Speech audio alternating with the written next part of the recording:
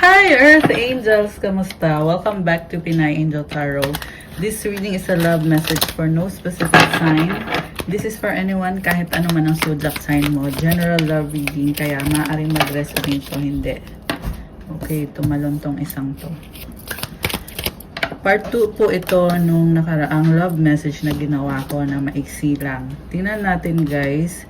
Kasi this is about the person na gustong bumalik sa buhay mo, gusto kanyang kausapin. Okay.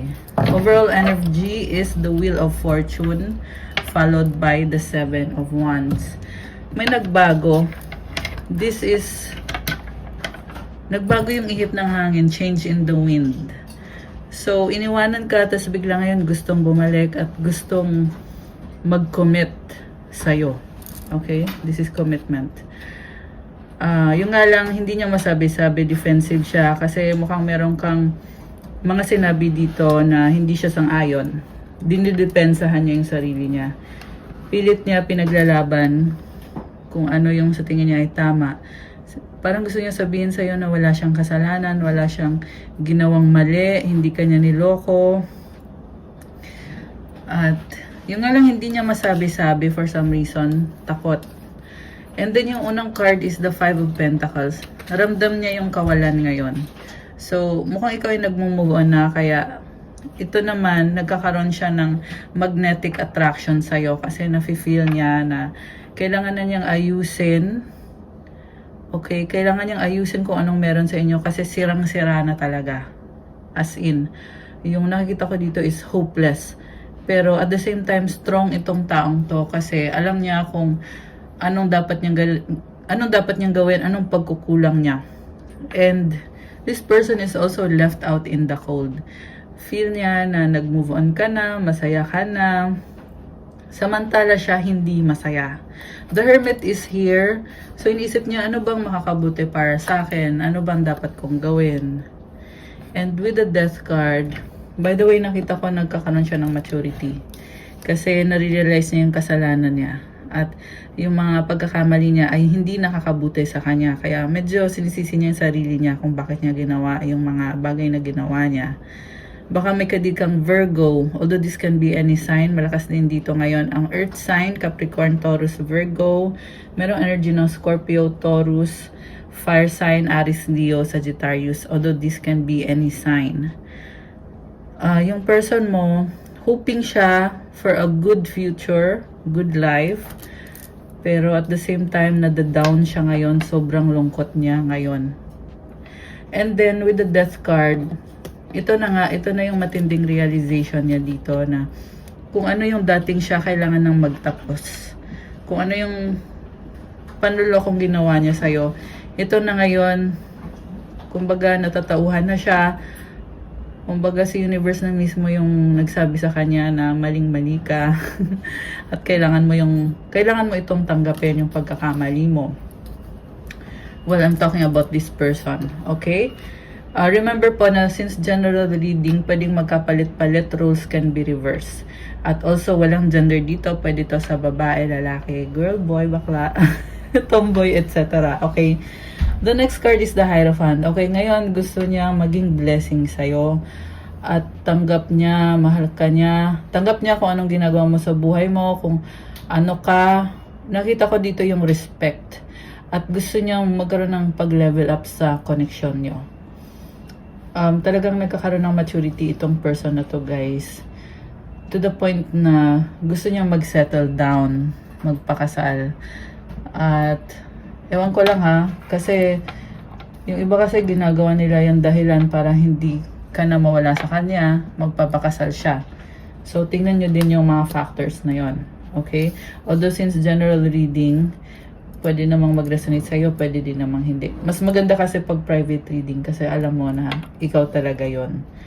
Okay? Kasi yung iba sa inyo nakikita ko dito na genuine yung kagustuhan niya na mag-commit sa'yo, magpakasal sa'yo, magkaroon ng blessing at pagbabago sa connection ninyo. Yung iba naman, gagawin lang niya yon to manipulate the situation para maibalik sa kanya yung control. Which is napaka-unfair nun. At pag ganun kasi yung mangyayari, masisira at masisira lang din yung connection pag ganun, pag if it's gonna be all about control, 'di ba? And then with the Four of Pentacles, nakikita ko dito yung pagkapit niya sa'yo, yung talagang umaasa siya na hindi, kaya natin ayusin to, hindi ako susuko kahit halatang halata naman na wala na, tapos na. And it took them very long. It took them such a long time. Kumbaga, yung iba sa inyo siguro taon na, dekada, wag naman dekada. Masyadong matagal naman yun pag dekada na, di ba? 10 taon, ganon.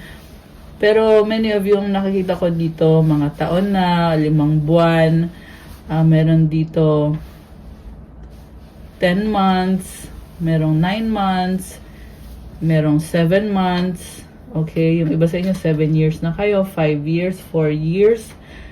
Kaya itong taon to natatauhan, siguro dumating na din sa point na nare-realize niya na may hangganan yung panloloko niya sa'yo. Lalo na dun sa mga tumagal-tagal na tong connection na to, kasi meron dito mga 4 years, 5 years, 7 years. Okay, take it how it resonates. Tingnan natin, guys. Oh, see? 7 of Swords. This person is not totally transparent or honest. So, yun pa yung problem dito. Kasi pag ganito yung papakita niya sa yung attitude, sa totoo lang, it's still not gonna work out. Kahit sabihin na natin, oo, natatauhan siya, si universe na mismo nagturo sa kanya ng mga leksyon niya. Ayan, ngayon, nafe-feel niya dito, mahal kita. O, diba? This is also the person na pinagpalit ka. So, iniwanan ka, may bago siyang person, binaliwala ka, initsapwera, at etc. Tapos ngayon, yung ipinalit sa'yo, yun naman ngayon, yung iiwanan niya dahil natatauhan siya sa'yo. Na ikaw talaga yung mahal ko. I'm hearing, guys, na yung ipinalit sa'yo, hindi naman niya tunay na mahal talaga yon. Kaya matindi yung pagsisisi niya dito at yung kagustuhan na bumalik sa'yo. Kasi nga, ikaw naman talaga yung mahal talaga nito. And we have the Knight of Cups sa bottom of the deck. This is romance, need, attraction, and yung feeling na kailangan ka niya, gusto ka niya. Yung nga lang may obstacle siya dito at hoping siya na sana matupad itong wish na to. And I'm hearing na dati natutupad naman niya. Okay pa kayo dati, full of romance. So, ngayon kasi iba eh. Ayan, nakita ko dito with this death card. Nafe-feel niya yung romantic feelings na yun, pero iba nga lang yung sitwasyon. Kaya matinding challenge to para sa taong to. O, di ba? 5 of Swords with the 6 of Pentacles. Kasi iniisip niya, mapapantayan ko ba kung ano yung binibigay mo sa akin, yung pagmamahal. And the 2 of Cups is here. This is a soulmate connection. Feel niya na meron kayong misunderstanding at gusto niyang bumawi sa'yo. May gustong ibigay na regalo. Gift, literal. Okay? 9 of Cups. So, alam mo, oh my gosh, with the Lovers. Ito yung pagbabalik nitong taong to. Actually, nasabi ko na to kanina. Kasi lumabas din to sa last reading eh. Na ikaw yung pinipili niya. Okay? Tingnan mo guys, o kumikinang, merong gold lights. So, yeah, I'm seeing also financial blessings. Andito din yung Temperance. Baka may kadikang Sagittarius or someone na may ganun sa chart. Malakas dito ngayon ang Gemini, water signs, Cancer, Pisces, Scorpio. So, itong water sign na to, willing siyang mag-adjust sa'yo, papakiramdaman ka niya. Merong naglalasing dito, guys. 909 angel numbers on the screen. Ayan, merong naglalasing. So, gusto ka niya, pinafantasize ka pa nga eh. Yan yung lumalabas dito eh. Ibig sabihin, hindi mo pakali tong taong to kasi namimiss ka niya. Okay, with the 6 of Swords, nakakatawa lang din tong taong to kasi matapos kang ibasura, ngayon iniisip niya, okay tayo, hindi ako galit sa'yo, ganyan. Kaya, for me, it's parang nakakatawa. Natatawa talaga ako. Kasi ito yung taong binaliwala ka, tapos bigla ngayon, okay tayo, ganon. Parang, ano siya, delusional ba tong taong to? Ang kadil mo? May ganun eh. Malakas ang water sign. Ito, Ace of Cups. Okay, in fairness naman, nagpapaka-optimistic lang daw siya. Kumbaga kung nag-iisip siya na okay kayo, yan ay dahil gusto niya talagang magsimula kayo ulit. With the Ace of Cups, this is new love, new beginning, overflowing, happiness, offer. Okay, grabe ah.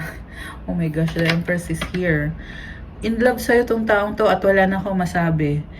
Kung napanood niya yung part 1, lumabas din tong energy na to, yung andun yung feeling niya na gusto kanyang maging parte ng buhay niya.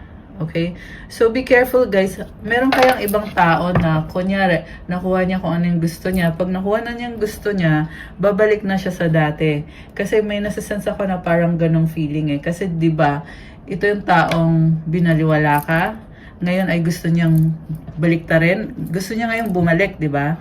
So, ibig sabihin, pwede niyang ulitin yon. Pwedeng maging cycle, pwedeng maging paulit-ulit. So, you have to be really careful who you give your energy to. And we have 8 of Swords. So, ito na nga yun. Kasi may sistema tong taong to eh, na kumbaga, ito ngayon yung sistema ko, mahal kita, ganyan. So, hindi mo alam kung kaya ka na naman babalik ta rin itong taong to. Ayan, sorry to say yan kasi yung nakikita ko dito at natatawa na naman ako. Okay, Queen of Cups is here at the bottom of the deck. Okay, nakikita ko sa'yo, parang sinasabi mo dito na ikaw naman ngayon yung masusunod. So, this is about your happiness, what you want to achieve sa life mo. Alam mo, ang ganda ng aura mo. Mukhang meron kang makikilala or marami kang admirers ngayon dahil you let go of this person and this situation. You claimed your power back. At ngayon, nakikita ko hindi ka ma-access nitong taong to. You have healed yourself and you're not going back. And also, parang warning din to sa'yo na to protect what you have, protect yourself. Okay? Kasi, someone really wants you. And you want to make sure muna na bago mo ibigay yung sarili mo sa taong yon is ka-match mo siya, ka-level mo siya. They have good intentions, kagaya ng good intentions na meron ka din sa kanya. Kumbaga, kung ikaw yung divine feminine, siya yung divine masculine mo. And not just any king na hindi naman na ma-match kung ano yung nararapat para sa'yo. We also have the Hierophant here. May nakikita kong wedding para sa'yo na paparating. With the Queen of Pentacles. Okay, baka meron kang ka-deal Earth sign, Capricorn, Taurus, Virgo. Okay. I'm also seeing na you are gaining independence. Okay, mukhang minamanage mo yung kaperahan mo. Marami kang blessings. Okay, nakita ko mukhang busy-busy ka sa kaperahan mo. Meron kang mga inaayos, mga documents, ganun, documents, ayan. 3 of Cups. Okay, may celebration din dito, guys. So, baka ikaw ay breadwinner sa family nyo. And, nakita ko, you want to love yourself. Be on your own. May pagtalikod kasi dito eh. So, siguro gusto mo muna mapag-isa. Gusto mo muna na sarili mo naman yung alagaan mo. May nakita kong travel for you. At yung travel na yon, yeah, may mga expenses dito sa kaperahan. At pwede to na nag-iipon ka para mag-travel or nakapag-ipon ka na at magta-travel ka. Okay. So, tingnan natin. Ano bang outcome dito when it comes to this? Okay. May nakita ko ngayon dito na yung person mo pumaparaan. Nag-iisip ng paraan. Talagang gusto ka ng taong to, nakakaloka. Focus siya sa trabaho niya. Okay. Iniisip niya eh na gusto ka niya makasama, makita, while at the same time busy. Nihintay ka din. This person is trying to clear their head with the 7 of Pentacles. Hinihintay ka niya. parang playing safe siya ngayon kasi iniisip niya baka masyado na siyang nai-inlove sa'yo, masyado ka na niyang iniisip, hinihintay, kailangan maging wise din siya sa mga ginagawa niya at mga desisyon niya. Okay, one last card, anong outcome for this? Oh my gosh. Alam mo ang outcome dito, ang gusto niya talagang mangyari is commitment, pwedeng wedding, 4 of Wands. Gusto talaga nito na okay, pwede tong biglaan ha. Pwede yun biglaan, magpaparamdam, bibisitahin ka sa bahay mo, tatawagan, kung anong klaseng paramdam yan. Ang nakita ko kasi mabilis yung energy, very fiery, passionate, baka kadil mo ay fire sign, Aries, Leo, or Sagittarius. And yung gusto niya is, by the way, this is a no contact situation sa ngayon. Okay? So, biglaan to. And parang ipapafeel niya sa'yo na welcome ka sa buhay niya, na they have your best interest at heart. I need more time. Okay. So, sinasabi dito guys na yun yung plan niya. Pero para magawa niya yon, kailangan niyang mag-ipon. Okay? Kailangan niya ng time. My pride or ego to control of me. Para ngayon come clean siya, sasabihin niya sa'yo. Yung pride ko lang talaga yung umiral. Kaya gusto ko ngayon humingi ng tawad at mag-sorry sa'yo. O, di ba? I am sorry. Ayan, ito yung pinaplano nitong taong to. Yung nga lang, ito, parang hindi pa niya kayang isagawa yung mga pinaplano niya. Merong mag-iipon pa. Please help me, I need it, naka-reverse. Okay, see? Sa ngayon, may mga financial constraints. At ayaw niyang mapahiya. Baka mamaya sabihin mo, walang pera. May ganun eh. Meron dito na medyo yung person mo, medyo medyo show off. In a way na kasi gusto niya kasi ipa-feel sa'yo na kaya niyang mag-provide, kaya niyang maging provider. Everything reminds me of you. Kaya siya malungkot. Ayan, di ba? Nag-reverse. Kasi lagi kanyang naaalala, naiisip, give me another chance. Ayan, you're all I need. So, yan lang po yung reading ko sa inyo ngayon, mga Earth Angels. Yes, luck is on your side. So, nung part 1 ay nag-no. Ngayon ay nag-yes dito. So, tingnan nyo din mabuti guys kung para sa inyo nga ba yung mensahe dito. Pregnancy, someone is expecting. So, merong mga magkakatuluyan at merong pagbubuntis. Move on, someone is unavailable, a waste of time, it's over. So, meron siyang tinalikuran dito na another person para i-pursue yung sa inyo. At yung kadil niya na sabihin na natin third party or past person, very toxic. Okay? Kaya yun din yung kailangan ayusin itong taong to. So, angel numbers 18, successful manifestation. By the way, it's optimism.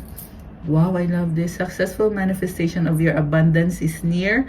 Higher levels of optimism are needed as new abundant beginnings are on the horizon. Brighter days always come after the darkest of nights. Napakadaming pinagdaanan ng taong to. At ito nagiging merong mga changes sa kanya eh. Merong mga positive changes. At para sa'yo naman, nakikita ko sobrang daming blessings. At i-claim nyo itong successful manifestation. Kaya i-comment nyo dyan guys. Comment, I claim successful manifestation and claim optimism. Comment 1818. So, affirmation, everything is in perfect order as I enter into this next chapter of my journey and connect to the abundance that is near. I love that. And you have angels watching over you, giving you blessings. 1844 on the screen. So, ito gustong lumabas nito ay humirit talaga eh. 1919 transformation. It is asked that you take notice that you hold within your hands the power to change your life. Within this realization, you will feel your sense of purpose and your connection to new beginnings. So, this message is to empower you. Sinasabi mismo ng mga angels mo sa'yo na hawak mo ang kapangyarihan para baguhin ang buhay mo. So, ngayon, kung ramdam mo na hindi ito yung gusto mong buhay, gawin mo kasi hawak mo nasa sayo mismo yung kapangyarihan para baguhin ang buhay mo. Grabe, I love this for you. Affirmation, I release what I no longer need to carry and I open myself to the transformative energy of the divine. So you have to release and transform kasi there's new beginning for you. Comment, claim new beginning, and comment, I release what I no longer need to carry. I open myself to the transformative energy of the divine. Remember, this transformation galing to kay God. Kaya ipag-pray nyo to, guys. Okay? Ayan, Earth Angels. So, that's all for our love message for today. Thank you for watching. Please like the video, comment, subscribe, hit the notification bell. Nga pala, nasa Taipei ako ngayon. Nasa Taiwan ako. Wala ako sa Pilipinas. Kaya iba yung setup ko. At gusto ko pakita sa inyo yung view dito, guys. Saglit lang ha. Okay, so we are here. So ito yung window ng hotel namin. Dito tayo sa Taipei, Ximending area. Kung may mga nasa Taipei na OFW na nanonood. Ayan, ayun yung H&M, oh. Kita nyo yan. Ito pala, oh, ayan. So, ayan. Malapit kami sa Ximending Night Market. And actually kakagaling lang namin Taichung Lake. Mga 3 days kami doon. So kakabalik lang namin ng Taipei at mag-iikot-ikot pa kami ulit ng ilang days pa siguro. Wow! Hindi, secret na lang yon, guys. So, ayan, gusto ko lang i-share sa inyo kasi vacation mode ako at sinama ko kayo. If you're wondering, ba't parang wala pang upload? Pero ito na yon, okay? At kung sino yung mga nag-resonate, comment kayo dyan para alam ko. Again, still available yung limited offer na 5% discount in celebration of my 5 years here in YouTube. So, thank you so much sa inyo mga Earth Angels kasi naabot ko yung milestone na yon. And that's all for today, guys. See you soon and see you pagbalik ko ng Pilipinas. Wow! I love you guys. Have a good day. God bless you all. Stay safe. Bye!